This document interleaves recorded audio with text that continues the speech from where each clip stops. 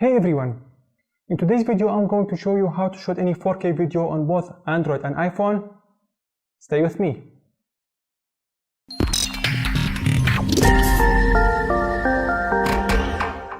On iPhone you need to go to settings and scroll down until you find the camera. As you see here, the default one is 1080 HD 60 frames per second. Now I need to go to 4K 30 frames per second or maybe 60.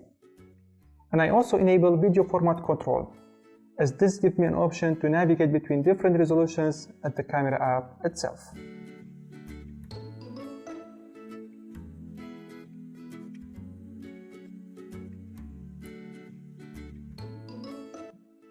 On Android, more specifically Samsung phones, you open the camera app and choose settings.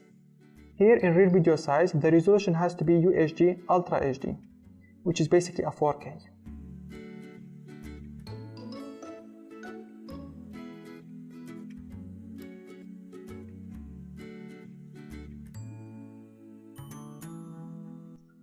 So that was it.